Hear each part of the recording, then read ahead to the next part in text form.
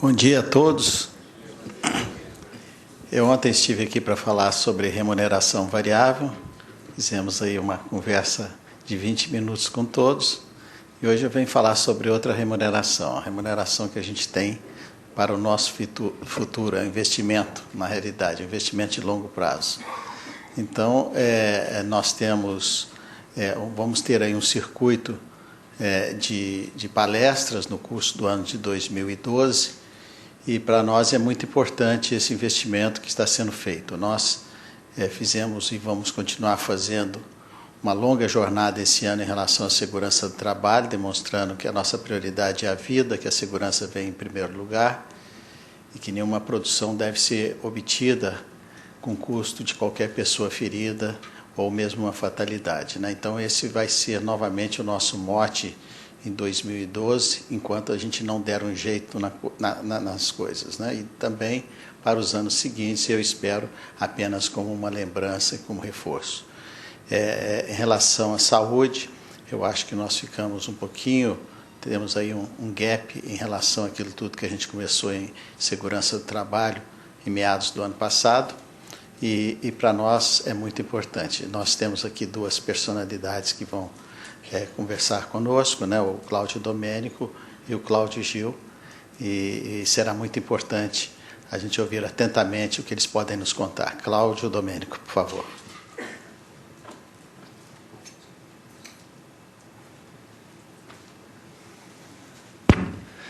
Bom dia a todos, é um prazer estar com vocês mais uma vez aqui.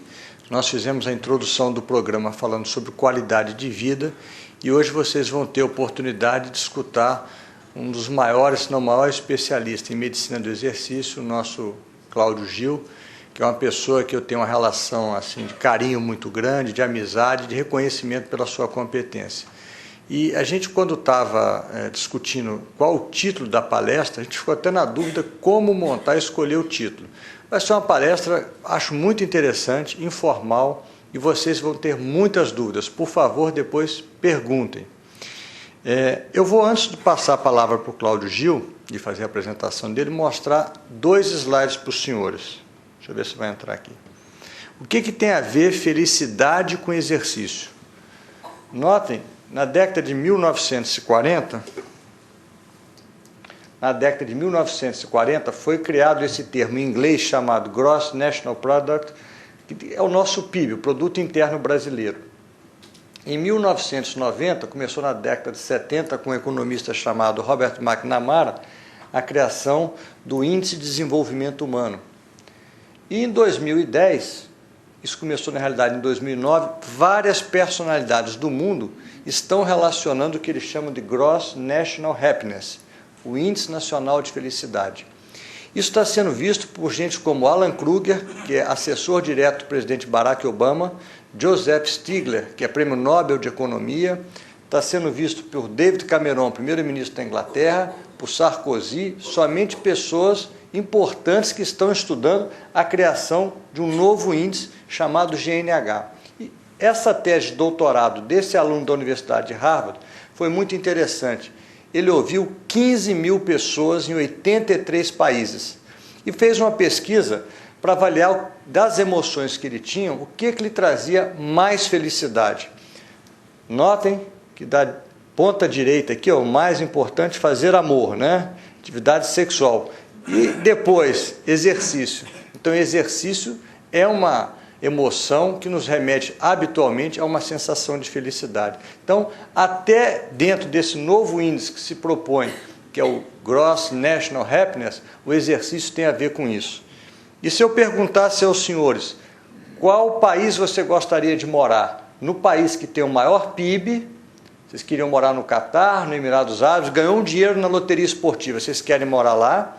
Vocês querem morar num país que tem um melhor IDH ou num país que seja mais feliz? Essa pesquisa da Forbes de 2010, tamo bem, colocou o Brasil em 12º lugar, mas se Deus quiser a gente quer estar aqui em cima. Então felicidade tem a ver também com atividade física. O Dr. Cláudio Gil, ele é um médico ligado à medicina desportiva, é pós-doutor pela Universidade do Canadá, de McMaster, e diretor da Clinimex, é um pesquisador nível 1A do CNPq, com mais de 100 publicações internacionais, mas para mim, a coisa mais importante do Cláudio Gil é que ele é uma pessoa que pratica aquilo que ele vende. Ele vende wellness, bem-estar, e ele pratica isso. Então, para mim, a principal apresentação do Cláudio Gil, ele é uma pessoa que faz aquilo que ele vende. Então, essa para mim é o seu crachá de identificação, você vender bem-estar, ajudar as pessoas a estarem mais saudáveis, melhor psicologicamente. Então é um prazer, uma honra você estar aqui. Cláudio Gil.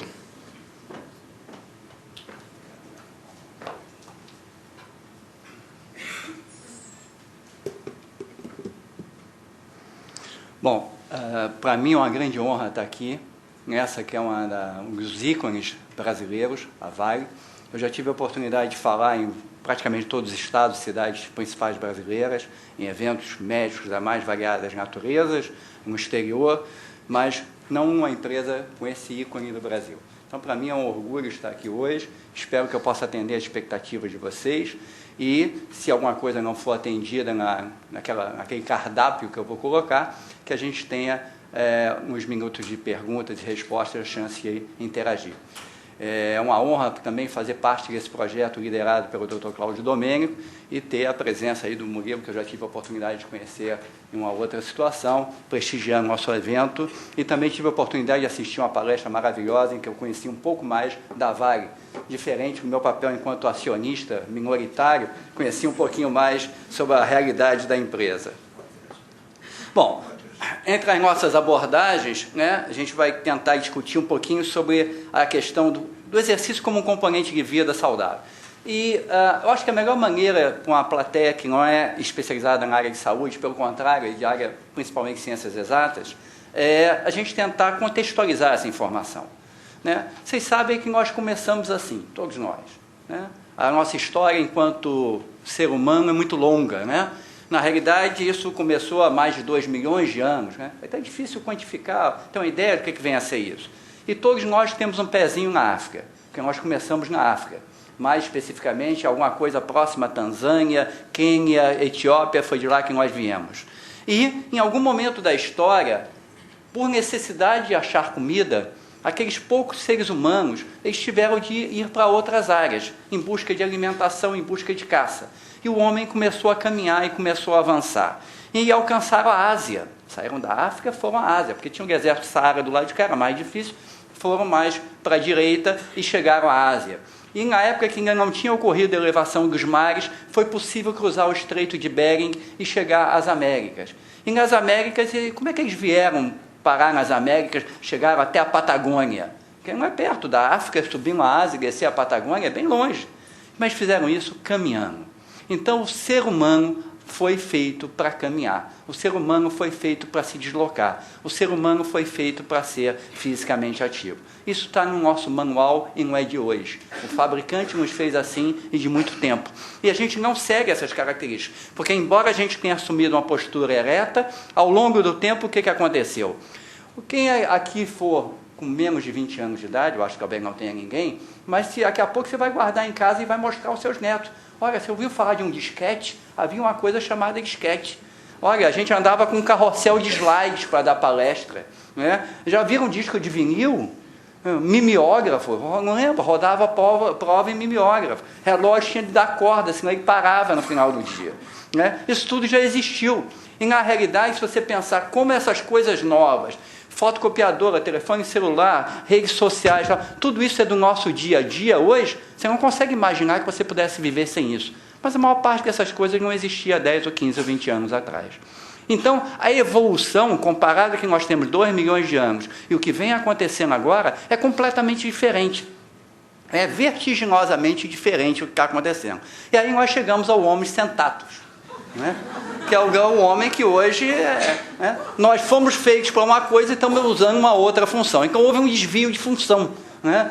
Quem conversar com o pessoal do serviço social que houve uma má alocação da espécie, a espécie cacendada. Então nós não fomos feitos para essa posição. Provavelmente o homem sentou muito pouco ao longo da sua história, né? E aí não tinha cadeira, né? Aí assumiu essa nova posição. Então, diante da ciência, das inovações, da tecnologia, nós estamos com o novo ministro de Ciência e Tecnologia, que nós da área científica temos muita expectativa favorável em relação a isso. A enorme quantidade de informações, os meios de divulgação, tudo isso nos assola, nos catapulta para novas perspectivas, né? De modo que nunca se soube ou se inventou tanta coisa e tão rapidamente. A cada ano a velocidade é absurda, de modo que o ritmo de crescimento da informação disponível e das formas de divulgação crescem, não é exponencialmente, não há modelo matemático para isso, é literalmente vertiginosamente, no sentido que quer dizer uma vertigem. Nós nem conseguimos acompanhar a rapidez. Você já tem aquele aplicativo novo no seu iPod, no seu iPad, no seu Android? Você se sente o último dos últimos, você não tem a última versão, 2012, do programa tal. Poxa, qualquer criança, aquele anúncio, qualquer criança de 6 anos, chega, papai, faz assim, configura. Quer dizer, são coisas que são muito modernas e tudo muito rápido. Mas e aquele homem que começou precisando caminhar? Onde é que ele se insere nisso? O conhecimento médico aumenta a passos largos. A expectativa de vida cresce em todas as partes do mundo. No Brasil, cresce muito rapidamente. Então, aquilo que dizia assim, eu vou me aposentar aos 50, vou viver uns 10 anos mais. Não, essa perspectiva é incorreta.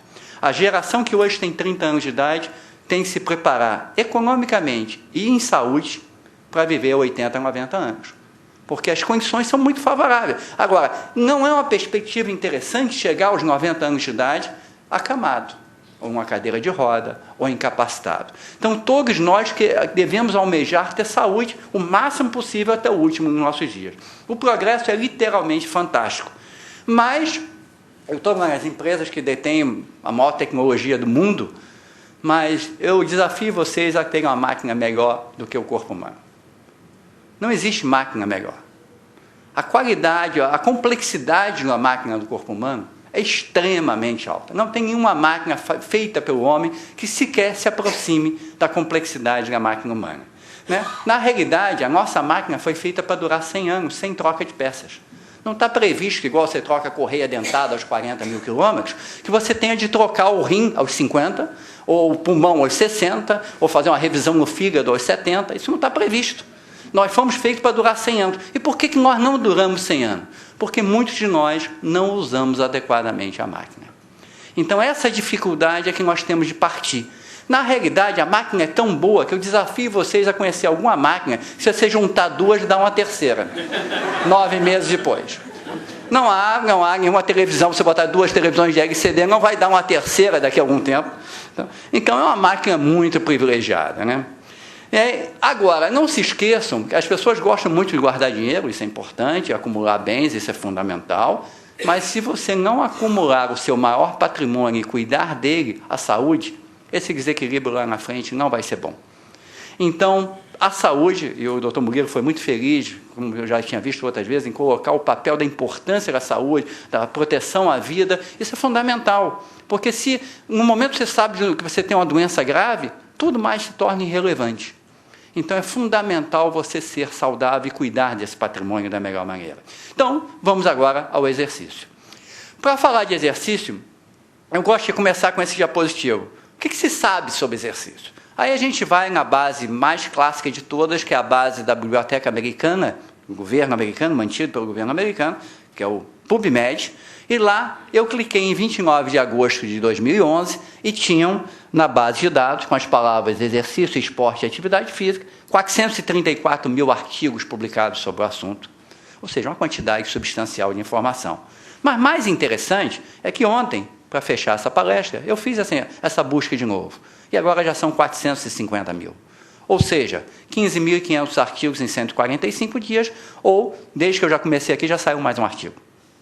Então, não há capacidade da gente ler tudo e se informar de tudo. Então, a gente sempre deve reconhecer a nossa parcial ou ampla ignorância. Então, quando alguém chega para mim e diz assim, você sabia sobre isso? Eu não sabia, eu quero saber, me conta. Porque eu tenho grande chance de estar aprendendo alguma coisa nova. Então, o que eu vou passar para vocês aqui são algumas verdades aceitas hoje em dia. Pode ser que daqui a pouco elas não sejam mais assim, e a gente tem que ter essa abertura para entender que o conhecimento vai mudando e vai se ampliando rapidamente. Eu vou fazer uma pequena propaganda que os brasileiros pouco sabem. Nós temos melhorado, passamos a 6ª economia do mundo, mas poucos sabem como nós estamos indo bem no ranking de publicações científicas. Então, em pesquisa, o Brasil em 2001 era o 19º, em 2006 era o 15º, e agora nós estamos na 13ª posição. A nossa taxa de crescimento em produção científica nos últimos anos só é suplantada pela China, é a segunda brigando com a Coreia. Então, os Estados Unidos crescem muito menos que a gente, o Canadá muito menos, e aí nós vamos passando países que têm uma tradição enorme em publicação científica. Então, o Brasil hoje é também uma potência em produção científica. Bom, o que escolher para abordar com vocês? Sempre tem muita coisa em exercício e a gente tem que escolher algumas, talvez algumas curiosidades individuais não sejam alcançadas. Vamos iniciar por alguns conceitos importantes. Primeiro, essas duas palavras não são sinônimos. Exercício físico e atividade física. Atividade física é qualquer movimento realizado pelo ser humano. Exercício é quando eu tenho a intencionalidade de fazer algo pela minha saúde ou para melhorar o meu desempenho físico. Então, quando eu boto um short e saio para caminhar, eu estou fazendo exercício. Se eu subir o lance de escada para falar com um colega lá em cima, isso é atividade física. Então, essa diferença é importante porque, às vezes, na literatura, isso confunde um pouco. E as pessoas dizem assim, vamos fazer atividade física? Provavelmente, quando você quer ir à rua, você está fazendo exercício físico. Porque a atividade física sempre teve 3 componentes importantes. No lazer, na atividade profissional e no transporte. Só que esse último item praticamente desapareceu. Nós não temos crianças mais caminhando até a escola, nós não temos crianças indo de bicicleta para a escola, nós temos a van levando as crianças. Então, a possibilidade de deslocamento um dia, alguém já se irrita porque a estação do metrô está a 300 metros do seu escritório, né? Poxa, podia ser mais perto, ou seja, ainda entra na estação, ainda tem de andar mais 100 metros lá dentro. Então, nós cada vez nos deslocamos menos, né? E isso tirou um componente importante, porque já que nós não saímos para caçar, nós vamos no super mais próximo da esquina, ou alguém bota na mesa para a gente. Então, complica muito a nossa possibilidade de gasto. Um conceito fundamental, é um conceito americano, alguns anos atrás, que tem a sigla MET. Um MET é o nosso gasto metabólico em repouso. Eu vou me referir a isso várias vezes na apresentação, então estou colocando esse conceito. Quando eu amplio, aumento a minha captação de oxigênio para caminhar, por exemplo, um caminhar rápido, eu estou gastando 4 vezes o nível de repouso. E quando eu estou correndo, por exemplo, acima de 8 km por hora, a 10 km por hora, eu estou gastando mais ou menos 10 METs. Se eu correr a 12 km por hora, eu estou gastando 12 METs. Então, isso é uma maneira da gente entender um pouco qual é a dinâmica do exercício. Alguém pode estar pensando assim, olha, eu sou péssimo nesse negócio de exercício, eu não tenho jeito mais não. Não, boa notícia. Quanto pior for o seu nível inicial, melhor é a sua possibilidade de ganho. Na prática, isso é muito importante. Se você entra hoje, você não sabe nada de chinês, entra numa aula de chinês, no final você sabe 10 palavras. Isso é imensurável, seu delta, porque 10 dividido por 0 não é possível fazer. Você ampliou enormemente. Agora você fala fluentemente inglês, assiste uma aula de inglês, aprendeu uma palavra, não fez mudança nenhuma na sua vida. Então é fundamental, quanto pior for você, melhor é a sua chance. Então nunca desanime, pelo contrário. Na realidade, o melhor vai ser, o resultado vai ser sempre melhor. Quando eu recebo um paciente, nunca fez exercício há 75 anos de idade, esse é um resultado fácil de melhorar. Porque qualquer coisa que eu fizer com ele vai melhorar. Porque ele é virgem de intervenção. Na prática, o que é duro é melhorar o atleta de competição. Pegar o Marilson, que corre lá, venceu já 2 vezes em Nova York. Olha, vamos agora bolar uma estratégia para melhorar o seu treinamento. Isso é muito difícil. Porque eu vou trabalhar 1 ano para ganhar 0,5%, quiçá. Agora, qualquer pessoa que vem de baixo melhora muito. Então, animem-se. Se eu sou sedentário, minha possibilidade de ganho é muito grande. Por que devemos nos exercitar regularmente? Essa é uma primeira pergunta. Se esse fosse um evento médico, eu provavelmente começaria com esse slide e seguiria com ele daí para frente. Por quê? Porque esse slide sintetiza as principais adaptações cardiovasculares, o impacto do exercício que reduz a mortalidade cardiovascular. Talvez o que você mais gostem de entender é a sensação de bem-estar, como o Domênico acabou de falar. Isso aqui é muito complexo para vocês, mas isso aqui você vai perceber na pele. né? Porque você vai se sentir bem ao fazer exercício, quando o exercício é bem feito. E o título desse editorial, que ainda vai sair no European Heart Journal, é muito sugestivo, né? O carro, a televisão, o computador, tudo está contribuindo para o sedentarismo. Bom, mas qual é o risco em ser sedentário ou a baixa condição física? Você paga seus impostos em dia, uma pessoa honesta chega para mim e diz assim, olha só, eu não quero fazer exercício. Qual é o risco que eu estou correndo com essa atitude? Bom, então vamos ver isso. Tem muitos trabalhos na literatura, mas o que eu mais gosto é esse aí de 2002, feito por um grupo de Stanford, que pegou 6.200 homens de idade média, 55 anos, e seguiu eles por 6 anos. E separou quem morreu, quem não morreu. Indivíduos saudáveis e indivíduos não saudáveis. E aí foi ver isso em termos de condição física. Vamos tentar simplificar esse diagrama. Aqui nesse eixo eu tenho anos de acompanhamento, que eles seguiram as pessoas. Esse eu tenho percentual de sobreviventes.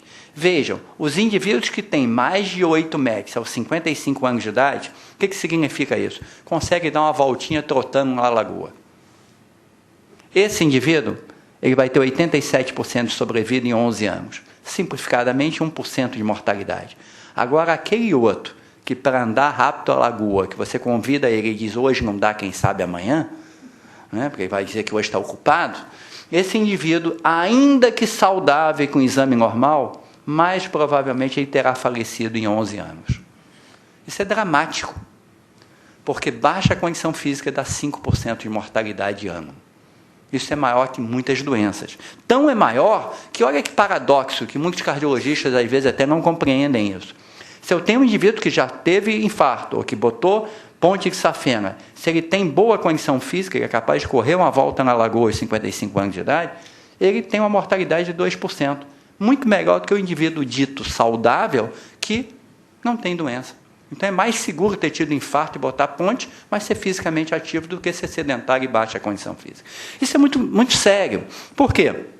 Pegando dados do Peter Kokinos, que é um parceiro nosso lá de Stanford, esse slide é dele mesmo, ele me cedeu, a gente vê que quanto maior a condição física num grupo de terceira idade, menor é o risco de um evento cardiovascular. E eu posso traduzir isso fazendo um pequeno timeline aqui, comparando o indivíduo de pior condição física com de melhor condição física, e o que a gente vê? Isso dá 15 anos de sobrevida. Não é pouca coisa, não. Então, ter uma condição física boa versus alguém que não tem, significa que eu vou viver 15 anos, e certamente com muito melhor qualidade de vida. Então, isso precisa ser estimulado.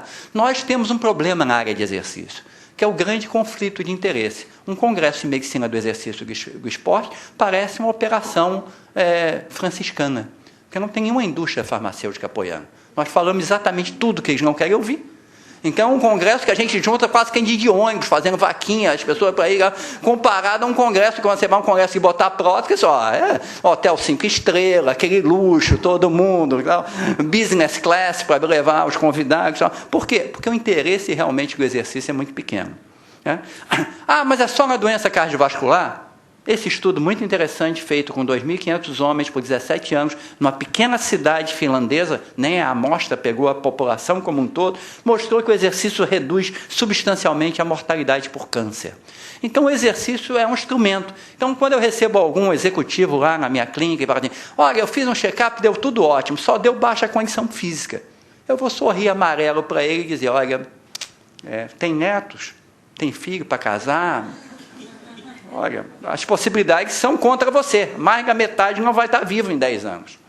Não é uma coisa boa isso, né? E aí vem uma moeda interessante, porque esse estudo de Stanford mostrou que para cada um MET que eu ganho, eu reduzo minha taxa de mortalidade em 12%. Ora, peraí, gostei desse negócio. Onde é que eu compro o tal do MET? Onde é que eu alugo? Tem leasing de MET? Vou entrar no Google aqui agora, vou procurar o leasing de MET. Infelizmente, não. Né? Esse produto depende de exercício regular, provavelmente de alta intensidade. Sem ele, você não vai conseguir o tal do MET. E vai perder uma enorme chance. As melhores drogas na cardiologia melhoram 20%, 25% de mortalidade. O número de METs que você pode ganhar, só o céu é o limite. Na sua mobilização e na sua motivação. Bom, tem um dado de um professor famoso, um colega nosso de São Paulo, fez um diagrama que eu achei muito interessante, que é isso aí. A doença aterosclerótica, a obstrução das coronárias, começa na infância. talvez aquela manga a mais que a sua mãe acordou de madrugada e comeu, já foi para você, para a sua coronária, entendeu? Então, é complicado isso. Mas você passa uma fase muito tempo que ninguém sente nada. E a hora que sente, em geral, o dano já é complicado. Então, é claro que a gente tem de agir nessas décadas aqui, não em ter a melhor ambulância CTI para levar para o melhor lugar quando um infarto ocorre. Porque isso aí você está correndo contra uma faixa de prejuízo, uma relação custo-eficácia péssima, né? Então tem que trabalhar. E aí, essa neurose compulsiva que eu, o Domênico e outros têm, de ler tudo que aparece, no New England de ontem, já apareceu um belo trabalho, mostrando que isso é um estudo com 260 mil pessoas. Vejam o que esse diagrama mostra. Se eu tenho 60, 70 anos de idade e todos os meus fatores de risco são ótimos, ou seja, eu não fumo, faço exercício, tenho colesterol baixo, pressão baixa, fica muito difícil morrer. Fica muito difícil morrer. Agora, se eu tenho uma coleção deles, 30% está morrendo naquele ano. Então, é claro, não precisa ser nenhum especialista em saúde ou em economia de saúde, que o enfoque tem que ser em cuidar desse negócio. Porque você vai mudar radicalmente o perfil de sobrevida da população. Então, muitos colegas não sabem. Se eu fumo, eu dobro o risco. Se eu tenho colesterol alto, eu dobro o risco. Hipertensão, eu dobro o risco. Mas se eu tenho baixa condição física, eu quintuplico. Então, a primeira pergunta no consultório tem que ser: como é que é o seu padrão de atividade física? Depois eu vou ver colesterol, etc. Porque isso é determinante da tua sobrevida. E é modificável. Mas o melhor exemplo mesmo, você vê aquelas pessoas correndo na rua, tal, será que esse pessoal está fazendo demais? Esse cara aqui de Berkeley teve uma bela ideia. Botou um questionário numa revista de corrida e conseguiu que 30 mil pessoas praticamente respondessem a ele. Ele foi para o registro de óbitos americano e seguiu os dados. O que ele observou? Segmento de quase 8 anos, 44 morreram de doença coronariana. Mortalidade, terceira casa decimal. O que significa isso? 6 corredores por ano dos 30 mil morreram. Para te dar uma ideia contextualizada, essa tabela de dados do IBGE, o mesmo grupo etário. Essa é a mortalidade, ou seja, 100 vezes maior na população em geral. Então, se alguém chega para mim e diz assim: olha, eu corri uma provinha dessa aí de rua de 10 quilômetros, esse cara dificilmente vai morrer. Ele já tem um atestado de saúde enorme, porque para correr 10 quilômetros, ele tem que estar com um prognóstico excelente pelos próximos anos. Isso é informação de alto valor epidemiológico, alto valor em saúde pública. E os dados de Stanford mostram, naquela série que eles fizeram, os poucos casos com mais de 13 MEGs não morriam, mesmo quando tinham doença coronariana. Então, parece que isso é uma receita bem interessante. E aí, vamos contextualizar isso para vocês no dia a dia. Um homem de meia idade. Se esse homem de meia idade quer saber agora, rapidamente, o Gruber está aí, eu vou fazer uma pergunta única, 2 perguntas para o indivíduo, para saber se ele vai estar vivo em 15 anos. Meu amigo, você consegue correr 20 minutos sem parar? Consigo. Não sei qual é a doença que ele pode ter, mas mais de 70% de chance de estar vivo em 10 a 15 anos. Eu não consigo dar uma volta ao quarteirão correndo. Mas provavelmente já morreu em 10 anos. Então, é uma informação fácil de perguntar e fácil de avaliar. Então, aquele indivíduo de 90 quilos, não precisa nem perguntar, ele não vai dar a volta ao quarteirão correndo. Esse indivíduo está em rota de colisão. Quantas pessoas com mais de 80 anos têm mais de 100 quilos? Vai ser muito raro achar. Então, sinal que as coisas não são compatíveis, né? A gente tem um teste muito simples na nossa clínica, que a gente desenvolveu, o homemade, que é pedir para a pessoa sentar e levantar do chão. Aquele que precisa de mais do que uma mão, um apoio, tem que botar a mão e o joelho, para levantar ou para sentar, esse cara tem 3 vezes mais mortalidade. Esse trabalho está submetido para publicação em uma revista internacional. Então, um teste de screening de consultório, que usa 2 metros quadrados, que é feito em 1 minuto, você tem uma informação valiosa sobre a sobrevida do indivíduo. Isso é produção brasileira. Então, existe uma óbvia relação dose-resposta entre exercício, e aí tem uma pergunta: vem cá, mas não é exagerado correr maratona? Aquele indivíduo teve um infarto porque ele exagerou no exercício. Aquele morreu porque exagerou no exercício. Várias vezes eu já ouvi essa expressão. E aí, o pessoal do Centro de Controle de Doenças de Atlanta fez uma revisão maravilhosa que mostrou o seguinte: qualquer coisa já é melhor que nada. O ganho é maior no início, mas não existe um patamar. Na realidade, a gente nem sabe ainda qual é a melhor dose do ponto de vista epidemiológico. Mas mais importante como mensagem, take home message para vocês, é: A informação científica atualmente não indica um limite superior para os benefícios ou uma quantidade que pareça ser perigosa. Então, nós somos muito bons de fábrica mesmo. Vai ser difícil você danificar. Né? Aí vem aquele sedentário crônico e diz assim, não, tudo isso é balela. A tartaruga vive 100 anos e não se exercita. Bom, essa é uma argumentação de peso, né? Aí o que eu falo? Imagina quanto ela viveria se ela fosse sarada e maratonista. Nós, infelizmente, não temos um estudo médico e grupo controle, tartarugas saradas versus tartarugas não saradas, para ver quem vive mais, né? Mas eu digo, inclusive, que na realidade é uma grande mentira esse estudo, sabe por quê? Vocês já viram tartaruga nascendo?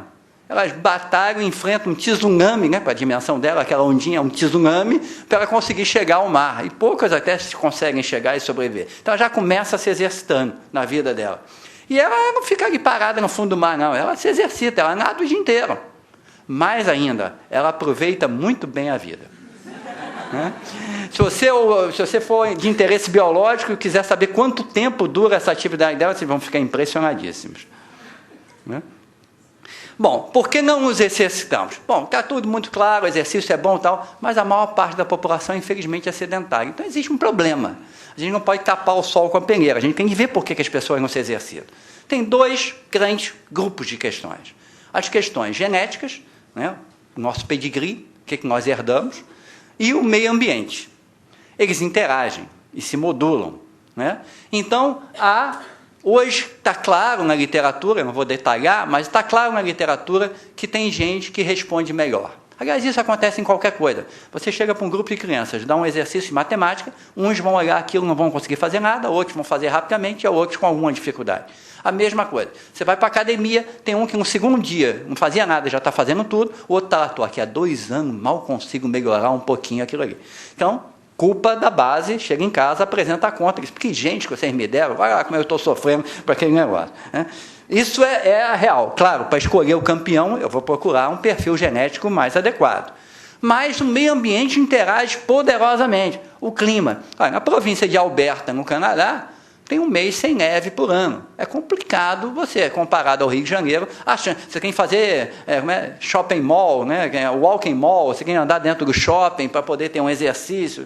É muito complicado. Que estímulo familiar. Não vai fazer exercício, não. Dá um trabalho te levar até lá. Não, fica em casa, vai para a televisão.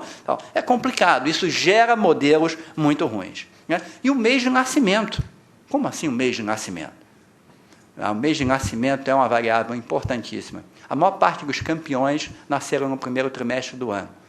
Você vai dizer, bom, mas isso é astrologia. Peraí, para com isso, não estou entendendo nada. Não, não é. Porque quando você tem 10 anos de idade, o campeonato das crianças nascidas em 2002, quem nasceu em janeiro, no final do ano, ele tem 10 anos e 11 meses. O outro que nasceu em dezembro tem 10 anos. Um é 10% mais maduro, mais desenvolvido que o outro. Leva enorme vantagem. Nada como um reforço positivo para eu continuar fazendo alguma coisa. Não é porque ele é geneticamente mais habilidoso, é porque ele teve muitos reforços positivos para fazer aquilo. Então, a maior parte dos atletas olímpicos são do primeiro trimestre do ano, nascidos no primeiro trimestre do ano. Então, se alguém está planejando gestação e tem interesse em filho olímpico, já organiza o calendário aí para... Não vai deixar nascer em 28 de dezembro, né? Claro. Agora, tem várias razões porque a gente não faz exercício, né? Porque eu não sei, que é importante, porque eu não sabia que melhorava a minha qualidade de vida, cada vez isso é menos comum, porque não tive oportunidades adequadas. Isso é muito comum. A minha geração, eu joguei futebol de rua na Barão de Ipanema. Né? De vez em quando passava um carro na Barão de Ipanema. Hoje em dia é uma via de trânsito rápido, inviável isso. Tivemos mais experiências no passado. Isso é detrimental na escola. Né? Você é aquele meio gordinho que não tem habilidade com a bola, aí os 2 melhores são chamados para sortear o time, aí no final, eu também fico com ele. Aquilo matou. Esse indivíduo jamais vai ser algum atleta, porque ele vai ficar estigmatizado que ficaram comigo. Né? Ele vai fugir daquela educação física, de tudo que é jeito e tal. Então isso aí fica irrecuperável. Né? Não tem quem estimule, não temos bons resultados, é muito frustrante sair perdendo, né? Tal, né? Não temos tempo, não priorizamos para tal. Questão de tempo e prioridade é uma questão fundamental. Não tenho tempo para fazer isso. Você escova os dentes todo dia? Bom, também gasta algum tempo. Toma banho todo dia? Toma. Então, bora lá. Já tem alguns minutos aí, tem de achar. né? Isso aí, não temos prazer, não gosto de ficar suado, tal. Alguns grupos mencionam isso. Mas o mais importante, aí a culpa do profissional que está lidando, é porque eu não quero ficar dolorido no dia seguinte. Então, se você trabalhou mal, você fica dolorido. Então, é a questão da educação que é lhe dada para o exercício que vai lhe proporcionar um bom motivo. Então, combatendo o sedentarismo. Alguns pontos importantes, vamos lá. Aprenda a se exercitar de forma saudável, eficiente e segura. Eu falava com a Fernanda aqui, quando nós chegamos, informalmente, quantos de nós tivemos aulas teóricas de educação física na escola? Provavelmente quase ninguém ou ninguém. Então, nós não aprendemos a nos exercitar. Por isso, por sermos absurdamente leigos sobre o assunto, nós vamos para uma academia, para que alguém chegue e diga, agora eu vou ligar a esteira, vou botar nessa velocidade para você, olha, isso aqui é um peso, segura assim, porque a gente não sabe como fazer, porque ninguém disse isso para a gente no primeiro ou segundo grau. Mesmo que eu seja engenheiro, eu tenho rudimentos de geografia e história, eu consigo ver um mapa mundo e entender muita coisa, mas sei muito pouco de educação física. Então, isso precisa ser trabalhado. Não é quantas vezes a criança faz exercício na escola, mas o mais importante é que ela seja ensinada, junto com a ciência, junto com a biologia, dependendo do momento da escolaridade, para que ela possa sair de lá capaz de, educada fisicamente, para poder fazer seu exercício. E quem não sabe, precisa aprender. Programa de exercício tem que ser viável. Não adianta eu chegar para um cliente meu e dizer, olha, bom, vamos começar 3 vezes por semana esquiando na neve. Bom, nós não temos neve. Então, o programa tem que ser adequado às possibilidades do indivíduo, né? O ótimo, às vezes, não é o ideal. Como quantificar? Tem 3 variáveis importantes. Frequência, duração, intensidade. Uma boa prescrição de exercício envolve esses 3 componentes. Quantas vezes por semana? Olha só, nossas células não têm calendário. Elas não sabem se é segunda ou se é domingo. Elas sabem que elas precisam daquele estímulo frequentemente. Então, procure, não adianta só caminhar o sábado, que você provavelmente não vai estar fazendo uma dose ótima. Então, o corpo foi feito para ser ativo, procure ser ativo a maior parte dos dias, se não possível, idealmente diário. Quanto tempo? As boas regras hoje dizem o seguinte, tempo é uma variável que muita gente diz que não tem. Se não tem, tem que fazer mais intenso, porque o mais intenso ajuda. Às vezes as pessoas me perguntam, que gasta mais caloria, andar 3 km ou correr 3 km? Essa é uma pergunta que desperta uma certa motivação. Mas do ponto de vista estritamente da engenharia, da ciência exata, da física, o gasto energético é o mesmo. Só que um é mais rápido que o outro. Eu fiz um trabalho de deslocar o meu corpo por 3 km. Então, eu tenho menos tempo, então vamos correr, meu amigo. Então, o importante é o componente de intensidade. Pode mesclar, pode andar, pode correr, pode mesclar, mas quanto mais intenso for o exercício, mais benéfico ele tende a ser. Mas também demanda mais controle e mais orientação. Há várias maneiras de controlar a intensidade do exercício. Trabalho, quanto eu estou fazendo em walks ou velocidade na esteira, quanto eu estou no meu pulso, quanto eu estou no meu cansaço, mas uma regrinha muito simples. Se eu estou andando no calçadão e não suo, e consigo manter uma conversa normal, você está fazendo terapia ocupacional, discutindo uma relação, mas você não está fazendo exercício, né? Eu tenho uma prima no Nordeste que reza um terço inteiro na esteira. Provavelmente não está com a concentração religiosa dela fazendo um exercício suficientemente intenso. Eu vejo todos os telejornais enquanto pedalo. E vi, inclusive, boas notícias. Se você prestou atenção, você não fez força. Então, tem que ser a conversação entrecortada, tem de ter sudorese, tem que estar prestando atenção, e um exercício que não pode ser mantido indefinidamente. Isso significa que ele é intenso. Se alguém diz para mim assim, eu joguei 2 sets de tênis, você conseguiria jogar um terceiro mais? Pô, já estava morto. Bom, então aquele foi um exercício intenso. Não, eu jogava mais 2 horas. Então você fica passeando na quadra, esperando que o boleiro te devolva a bola, não, você não está jogando tênis efetivamente. E então há uma dose certa para cada indivíduo, e isso é a arte da medicina do exercício, achar essa dose para que você tenha menor risco, melhor resultado. E, finalmente, entrando numa parte já operacional, vamos tentar passar algumas dicas para um exercício saudável, né? E aí eu vou reportar, não sabia que o Domênico ia botar aqueles slides, mas, por coincidência, eu achei boa a ideia. Uma das palestras que eu fui fazer fora do Brasil, me botaram numa mesa antagonista e agonista, tem essa mania na cardiologia, e eu era para falar a favor, que a atividade sexual melhorava o coração. E tinha um herr professor sueco que ia tentar derrubar e dizer, as pessoas morrem durante o ato sexual, ia trazer umas arritmias complexas, não sei o que. Então eu já fui preparado para os meus 15 minutos de fazer isso. E basicamente o que eu procurei falar para eles era o seguinte, e até depois um editor me pediu para escrever esse artigo para uma revista inglesa, que gostou toda a abordagem que a gente fez. Provavelmente a modalidade mais comum de exercício físico. Mesmo aquele que diz assim, eu sou sedentário, mas tem que provavelmente participa desse setor. Né? Ao longo da vida, você pode imaginar que uma pessoa com relações estáveis, na maior parte da sua vida, ele vai ter 4 a 5 mil relações. Duvido que alguém subiu uma esteira 5 mil vezes. Né? Então, de longe, é o exercício mais comum. Né? Pode-se estimar, isso os suecos ficaram impressionados, porque eles não têm muita noção da população brasileira, né? Mas é um cálculo bem realista, 100 mil brasileiros nesse momento estão tendo relações sexuais. Quer dizer, é uma coisa muito comum, né? Que a gente tenha. Né? Ainda bem que o risco de morte súbita é baixo. Né? Senão a gente estaria dizimando nossa população rapidamente. Né? E aí eu fiz o seguinte diagrama. Onde é que entra o exercício nesse contexto e a doença cardiovascular? Olha só. Se você tem baixa condição aeróbica, começa a ficar difícil ter o sexo. Na realidade, uma boa condição aeróbica te dá mais condições para isso. Né? O desfecho pode ser ruim se você não tem uma condição aeróbica boa. Né? Mas se você tem boa condição aeróbica, as emoções são fortes, aí, como o Domênico colocou, a felicidade, o happiness, né? Talvez aqueles 100 mil brasileiros que estejam contribuindo nessa estatística. Né? E aí o desfecho final é o seguinte, pode ser muito diferente. Então, um dos bons motivos para ser fisicamente ativo é você poder ter um sexo de melhor qualidade. Não tenham dúvida. Um indivíduo completamente fora de forma, obeso, etc., ou uma mulher completamente fora de forma, essas coisas ficam mais difíceis. Então, uma das motivações para um sexo é ser fisicamente ativo. Né? Então, esse é um exemplo de um exercício que o risco é bem menor que o benefício, e, por outro lado, não pode-se dizer que não há prazer associado, né? O prazer pode ser até bem grande. Uma ideia. Bom, eu vou caminhar rápido. É um estímulo aeróbico suficiente? Certamente é, se você tem mais de 70 anos de idade.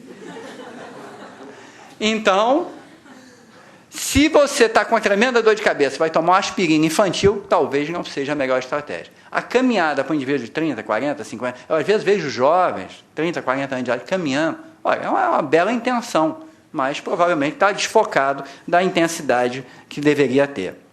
Intensidade é mais importante que volume. Pode pagar em parcelas ao longo do dia, não tem problema, não precisa ser em dose única. Pode parcelar, né? Daqui a pouco de repente vão ver as pessoas correndo pelos andares aqui da Vale, né? Estou fazendo aquela contribuição à minha parcela, número 3 do dia, já que eu tenho dia o 8º andar e tal. Né? Exercício moderado para todos, vigoroso para quem pode, gosta ou precisa. E aí tem uma máxima, por coincidência o Gruber me perguntou, vem cá, qual é o meu pulso durante o exercício? Isso é uma das minhas maiores fontes de receita. Porque chega um indivíduo e diz assim, doutor, eu tenho 40 anos de idade, e outro dia desse eu vi o meu pulso chegou a 181. E aí eu parei, né? Porque como que a gente vai quebrar esse negócio? Porque 220 menos a idade, eu já fiz 41, pô, não podia ter dado 1,180, pô, está errado esse negócio, doutor. Não, não é bem assim. E até já escrevi um texto sobre isso. Doutor, meu pulso sobe muito no exercício, isso é perigoso? Pelo contrário, isso é jovem. Se você chegar para mim e disser, eu tenho 50 anos de idade, meu pulso não passa de 130, eu já vou perguntar quem é o seu cardiologista e qual é o seu CTI de preferência. Né? Porque provavelmente isso é uma doença, isso não é uma manifestação de saúde. Né? E aí, cada dia mais, isso virou uma endemia saudável. Né? Em vários lugares do mundo isso acontece, né? As multidões se aglomeram, cada vez é mais difícil conseguir uma inscrição para uma prova, né? Porque os limites operacionais estão sendo excedidos, né? E aí uma lista, vocês não precisam olhar em detalhe, mas quantos eventos já tiveram mais de 30 mil finalizadores? É uma multidão fazendo maratonas pelo mundo afora. Né? E essa é uma foto da última maratona de Berlim, com 47 mil participantes. Né? Nos quais, é interessante vocês saberem que a idade média é 48 anos dessa prova. Você não tem criança, não tem adolescente fazendo isso. É uma prova de meia-idade. E a maioria dos homens de 40 e poucos anos de idade termina isso em torno de 4 horas. E para ele terminar em 4 horas, ele tem que ter pelo menos 15 METs. Ou seja, ele está com uma sobra enorme de saúde. Então, é interessante ser medicamente avaliado para fazer esse tipo de trabalho? Sim, para você saber sua dose certa, para eliminar baixa possibilidade de você ter um evento que você ainda não sabia antes, mas o indivíduo que completa isso, em geral, é muito saudável. E eu faço parte desse rótulo. Né? Eu não faço maratonas, eu faço meias maratonas, que eu considero mais light, que eu faço até um certo turismo esportivo. Todo ano eu escolho um país que eu não conheço, Aí já fui para a Eslovênia, fui para a Lituânia o ano passado, e vou lá e faço um turismo esportivo. Corro uma meia maratona, depois tomo um banho gostoso e saio como turista normal na cidade. E aí a estratégia fisiológica, vocês vejam, por exemplo, na prova do Rio, que é uma prova tradicional, eu mantenho, nessa época eu tinha 50 anos de idade, e eu mantinha 177. Quer dizer, se eu olhar aquele 220 menos 50 e tanto, eu já teria morrido há muito tempo. Então, isso desmistifica o pulso máximo. Porque aquilo é uma equação de regressão, y igual a x mais b com a margem de erro para cima e para baixo. E aí a gente faz uma prova técnica. Eu vou na Neymar mais devagar, porque é subida, e depois eu entro no meu ritmo de prova. Aí, no final, a gente faz uma graça para a família achar que a gente cansou, corre um pouquinho mais, né? Mas a gente mantém um negócio bem confortável ao longo do evento. E assim a gente vai fazendo. E quando eu vou lá para um lugar mais frio, aí fica mais fácil ainda, porque a troca de calor é mais fácil. Você trabalha correndo a 12, 13 graus e a temperatura é ótima, e aí você consegue um resultado bem interessante.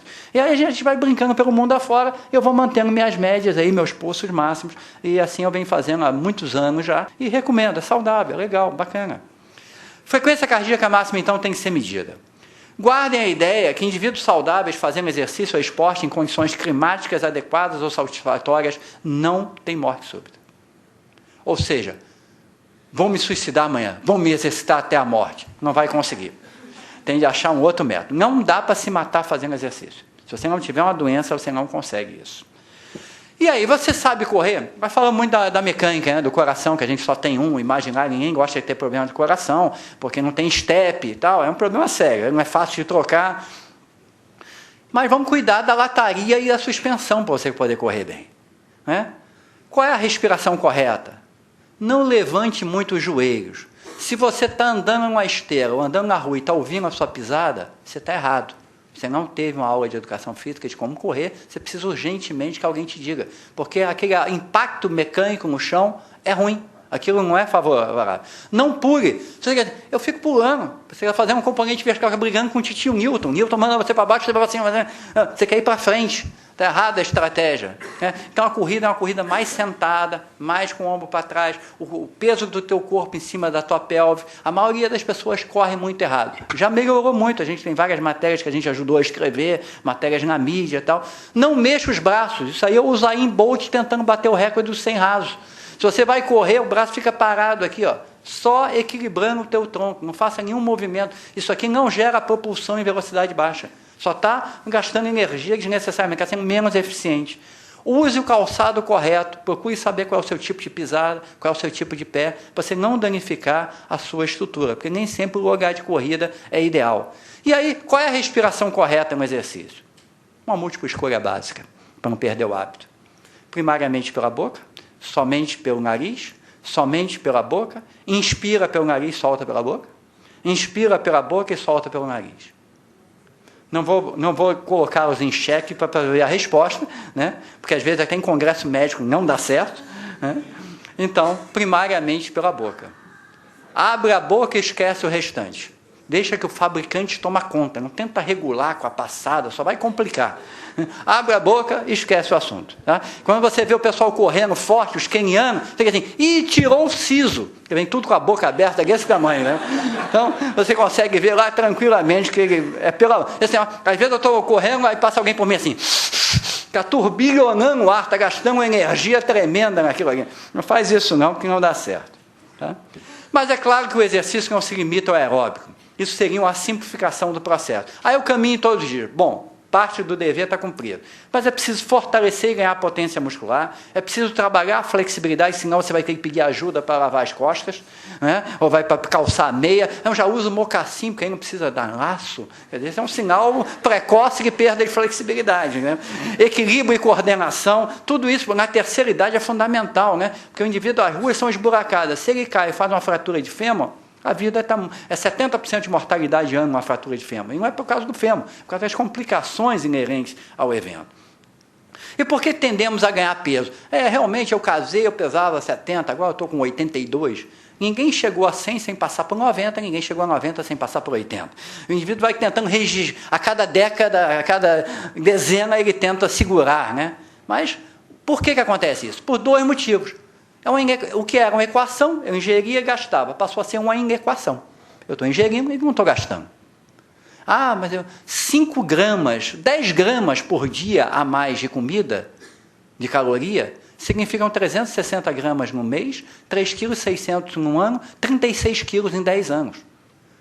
10 gramas você não mede, mas o contexto, a tendência, isso é igual bolsa. Se a tendência for para alta, o negócio vai longe, porque o importante é o movimento que você está fazendo.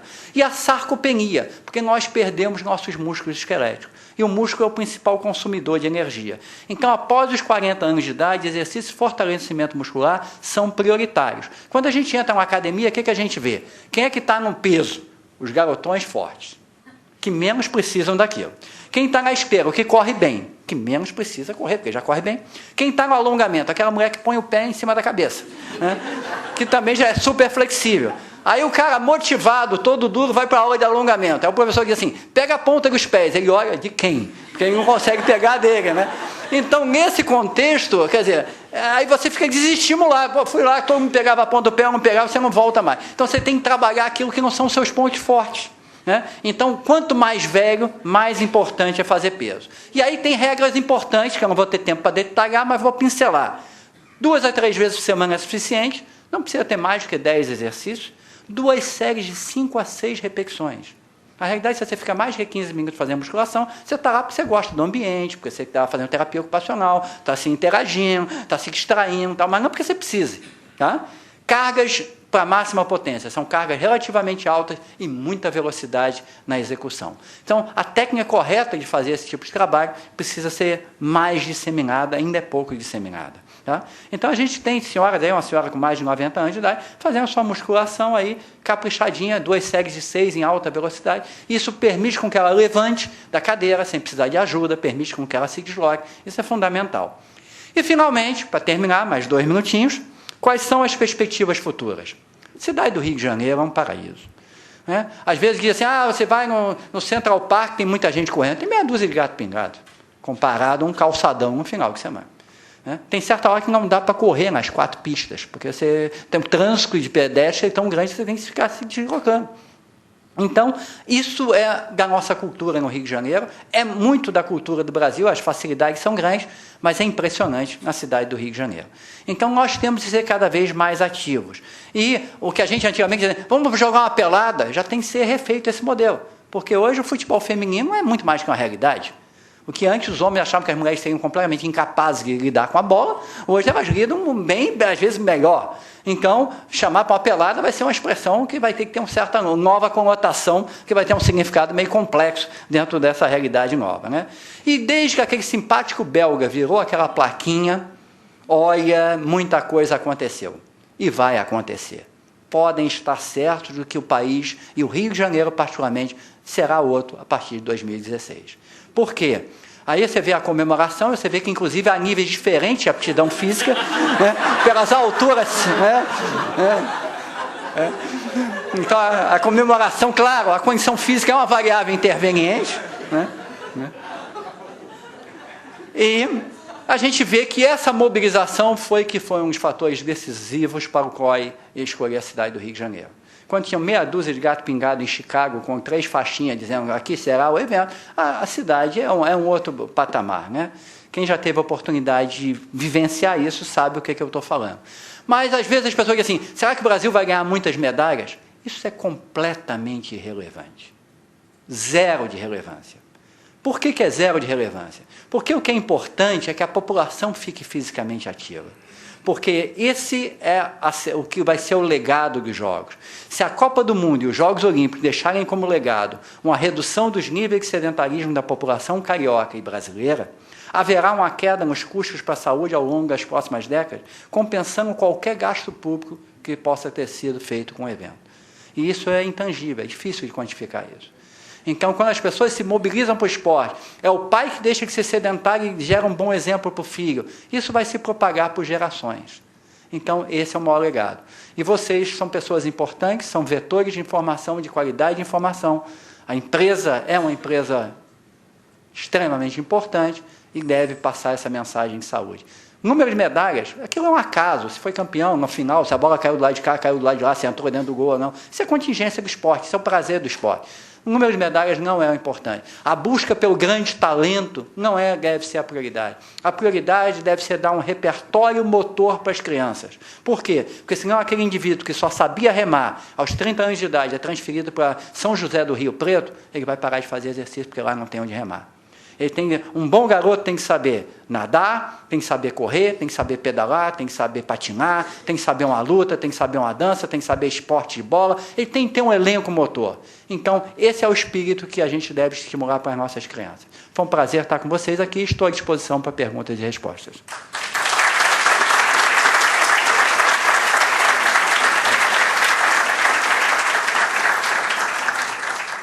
Pessoal, se tiver alguma pergunta, a gente vai pedir para falar no microfone, porque está sendo gravado.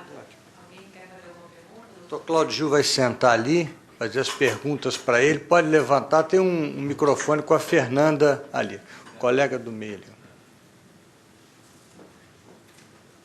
Bom, quando está chovendo, às vezes eu tenho dúvida se caminhar debaixo da chuva pode fazer... As condições térmicas são fatores importantes a gente considerar, né? Por exemplo, um lugar com neve, etc. A vestimenta é que vai determinar o seu grau de proteção. Se você estiver adequadamente vestido, seja com a capa de plástico, seja com algum material que lhe impeça de molhar o corpo, isso é conveniente. Né? Por exemplo, no Rio de Janeiro, hoje eu corri, por exemplo, hoje está um dia fresco, mas está muito úmido. A umidade é pior, em certo sentido, do que o calor, do que a temperatura. Porque a umidade, quando você diz assim, eu fui para a academia e fiquei pingando. Isso é bom, isso é errado. Porque eu pinguei porque a gota de suor não conseguiu desempenhar o seu papel fisiológico que é evaporar. Ela caiu pela gravidade. Então eu estou com hipertermia. Então a condição térmica é fundamental. A chuva, por si só, né, sair dali, tomar um bom banho quente, etc., esquentar o seu corpo, provavelmente é adequado. Mas em situações extremas talvez não seja a melhor conduta. Vou tentar dar respostas bem rápidas para a gente poder dar oportunidade a várias pessoas perguntarem. O alongamento para a corrida é importante. Ele é importante antes ou depois? Qual a importância? Ótima pergunta. Durante muito tempo a gente viu as pessoas se alongando para fazer exercício, né? E havia muito pouca evidência sobre isso. Na realidade, as boas evidências começaram a ser coletadas nos últimos anos e não é adequado se alongar para fazer exercício. E se você pensar bem, no reino animal, nós temos vários exemplos disso. Você vai pular um muro, tem um Doberman dormindo. Será que ele vai conseguir te pegar? Ou não, ele não está alongado, ele não vai me pegar. Ele vai te pegar assim. O animal levanta e rapidamente sai em ação rápida. Né? Então é muito do folclore do esporte, né? Ficar lá na beira do campo, puxando a perna. Hoje em dia até que a gente vê um pouco menos disso. Na realidade, medidas biológicas bem feitas têm mostrado que se eu alongo antes, eu prejudico o desempenho da força. E até tem uma outra coisa fácil para vocês associarem com o dia a dia. Você não vê nenhum maratonista de 15 anos de idade. Não vê? Sabe por quê? Porque é muito flexível. Você só começa a correr bem na terceira década de vida quando seu tornozelo perde flexibilidade. Porque você bate e volta. Ação e reação. Você é muito flexível, você vai lá, embala e volta. Você vê uma bailarina correndo? Parece uma garra. Não consegue correr bem. É muito flexível, ótimo para dançar, mas para correr é péssimo. Né? Então, pessoas muito flexíveis não funcionam bem na corrida. Então, o alongamento é fundamental ser feito, mas não deve ser feito antes, nem no exercício aeróbico, nem na musculação. Cláudio, mais uma vez, parabéns pela palestra. Você poderia falar alguma coisa sobre aquecimento, pessoal? Aquecimento, nosso corpo, vamos falar de uma outra maneira. Nós temos a possibilidade de fazer transientes. Transiente, vocês que têm informação de áreas exatas, é fácil de entender. Eu posso sair do repouso para o exercício. Eu posso sair do repouso para o exercício rapidamente, eu posso sair gradativamente. Muitas vezes na vida, nós somos obrigados a sair rapidamente. Você está deitado, toca a campainha. Levanta na porta da sua casa. Isso é um transiente rápido. Tem que subir uma escada. O elevador está demorando, suba um lance escada. Isso é um transiente rápido. As pessoas mais velhas têm esses transientes mais lentos. O nosso corpo é preparado para esse transiente. De fábrica, se eu mexer a perna de vocês aí sentado, o seu coração já acelera. Porque o corpo lê isso e diz assim, opa, vai vir exercício, então preciso oxigenar ele. E essa resposta demora meio segundo. Então, um mecanismo extremamente poderoso, reflexo, e é ótimo em 4 segundos. Agora, quando você tem uma doença, muitos sinais, como é que não, andando no plano eu fico bem, agora na sonolância escada eu fico com falta de ar, fico meio ofegante lá. Porque o transiente dele já está tudo prejudicado, ou por diabetes ou por doença coronariana. Então, é adequado fazer um certo grau de aquecimento? É. Mas o que você vai fazer? Aí eu vou andar no calçadão. Então, começa andando em ritmo normal, chega no calçadão, anda rápido. Aí eu vou correr. Ando rápido e depois eu corro. Isso é bastante suficiente. Não é grande vantagem sair correndo imediatamente? Não é. O corpo corresponde bem a isso, em geral, sim. Principalmente se ele é jovem, não reclama de fazer um transiente não. Cláudio, você pode, desculpa.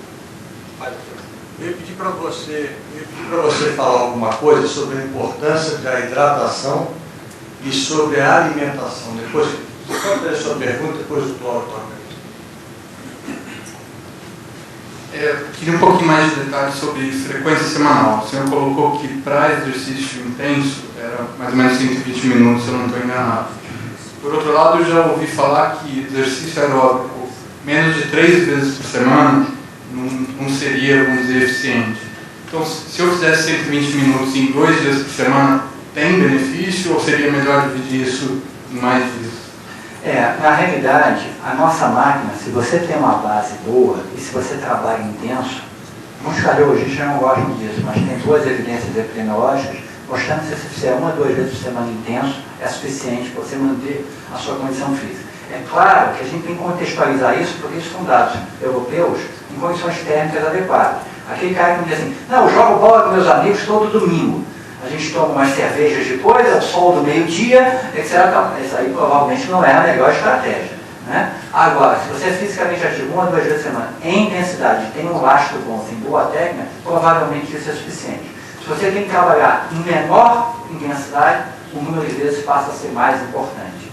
Tá? Agora, nada impede que você faça praticamente todo dia.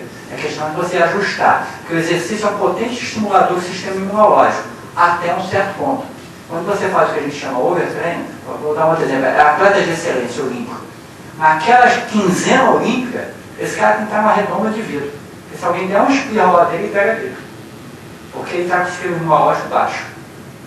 Porque ele está no ponto do casco para a competição. Então, tem que ter um pouquinho de cuidado. Você acabou a prova de maratona, não sei o que e tal, você tem que estar bem alimentado e hidratado. E aí vou entrar na pergunta do Cláudio. Hidratação é fundamental. O nosso sentimento de sede nem sempre bate com a nossa necessidade biológica. Então, sai de tanque cheio, em geral tem que ser gelado. Por que tem que ser gelado? Para descer rápido, para ser absorvido rápido. Se for a temperatura ambiente, é pior. E se você que tem percurso, quer fazer um percurso mais longo, leve seu líquido ou se programe para isso.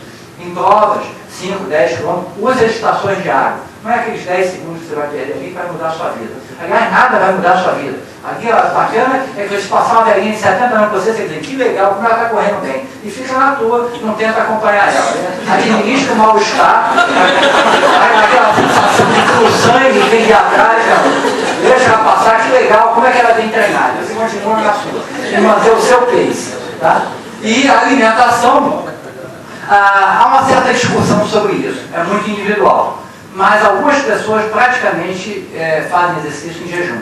Não há um mal biológico nisso. É muito questão individual. Pega um líquido, um suco e faz exercício praticamente em jejum.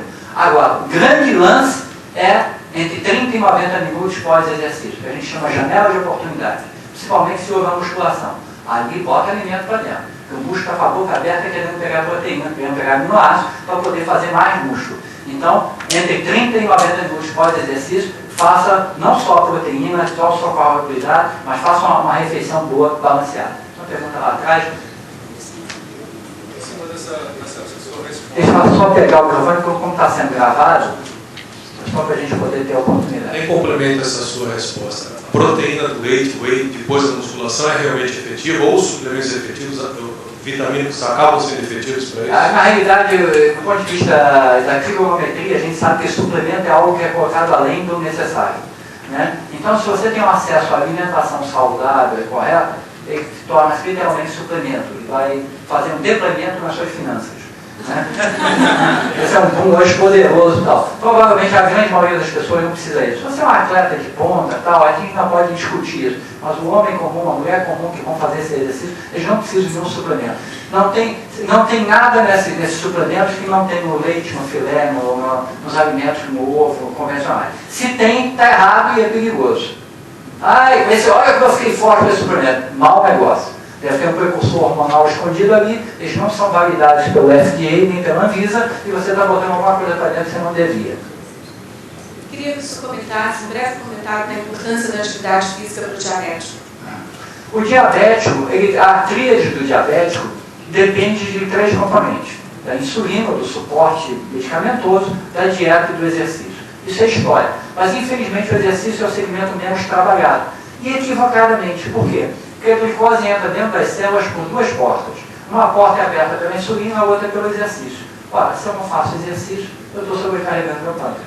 Por isso que a maior parte das pessoas que vão engordando e vão ficando sedentárias tornam-se diabéticas tipo 2.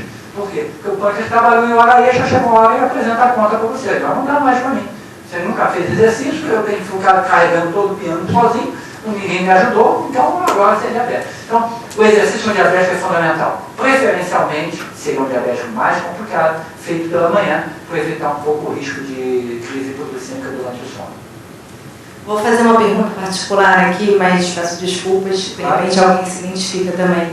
Eu não tenho 70 anos e não gosto de caminhar. Para mim, caminhar é monótono. Mas eu tenho um joelho operado e hernia de disco na lombar. Com reforço muscular, já posso sair correndo? Olha, vamos primeiro simplificar as coisas. Hernia de disco, você faz parte de um segmento de pessoas que têm hernia de disco e que sabem que têm hernia de disco. Existe um amplo segmento de pessoas que têm hernia de disco e que não sabem que têm hernia de disco, porque nunca fizeram uma imagem. Então, ter hernia de disco, em princípio, não é uma contraindicação formal, até para nenhum tipo de exercício. Em princípio, né? A gente tem vários atletas hoje, dificilmente alguém na seleção de vôlei não tem hernia de disco. Isso aí faz parte do nosso contexto. Agora, o joelho operado, tem várias possibilidades. O Ganso, espero que jogue muito bem ainda por muitos anos, porque o joelho operado. Então, é possível, às vezes é possível. Correr é um dos exercícios, se você fizer bem feito, mais fáceis de adaptar, porque, na realidade, se você jogar o peso correto sobre o seu pé, você não vai estar trabalhando em cima muito do joelho. Então, é possível você voltar a correr. Mas se você não gosta de caminhar e correr, existem N opções. Remar, pedalar, nadar. São várias opções que são aeróbicas, inclusive você pode mesclar à la carte. Agora, se for pedalar, capacete, pessoal. Isso é fundamental. Oi, boa tarde. O simulador de caminhada tem o mesmo efeito da caminhada natural? O que você entende por simulador de caminhada? Estou entendendo a mesma coisa. Que ele faz isso transfer? O transfer é um bom exercício, porque a gente se adapta muito bem. Agora, você vê se você consegue chegar a um pulso razoável, ou se você está tão divertido com a televisão que está passando nele e tal, e que você está lá só ensaiando o movimento. Então, se você conseguir fazer algo realmente intenso, porque você é muito jovem, aí é à la carte. Né? O Pilates pode substituir a musculação? Pilates é uma grande logomarca, né? A mesma coisa que RPG, e precisa ver se ela está sendo com a musculação também. Precisa estar vendo se ela está sendo bem feita ou mal feita. O Pilates tende a associar exercícios de fortalecimento muscular e exercícios de alongamento, flexibilidade. Então, e é alguma coisa de equilíbrio. Então, essa coisa é uma coisa legal. Se bem feito, bem trabalhado, pode ser útil. Atende todos os objetivos? Depende do grupo etário. Com um indivíduo de 20 anos de idade, provavelmente fica mais difícil gerar o músculo que ele gostaria de ter do ponto de vista estético. Mas não é possível. Cada vez mais nós vamos ver o que a gente chama de exercícios funcionais, com elásticos, com bolas, com pequenos equipamentos. Você já vê isso na praia, né? Então, isso é um caminho interessante. Não precisa de grandes maquinetas para você fazer o exercício. Em geral, é bem possível fazer um belo trabalho usando um pilates ou exercícios funcionais. Para pessoas com pressão alta, tem alguma recomendação ou cuidado especial? Pessoa com pressão alta, em princípio, ela deve ser tratada do ponto de vista cardiológico para ter a sua pressão normalizada. Não há razão, hoje em dia, com o arsenal terapêutico que existe, que a gente deixe uma pessoa com pressão alta. Mas se ele é um hipertenso controlado, ele provavelmente está liberado para todo tipo de exercício. Até musculação. O que a gente toma cuidado é que o indivíduo que está com a pressão controlada em repouso esteja checado a sua pressão no esforço para ver se ela está também controlada no esforço. Gente, em função do horário, a gente precisa encerrar. Eu queria sugerir que se alguém ficou com alguma pergunta e não teve a oportunidade de fazer, para mandar para o mesmo e-mail de inscrição, aquele L, consultoria esportiva, que a gente depois encaminha para o Dr. Cláudio e tenta mandar as respostas, ou até publicar para todo mundo nos nossos veículos internos. Farei isso com todo prazer. Cláudio, muito obrigada. Foi um prazer, foi muito produtivo, acho, para todo mundo.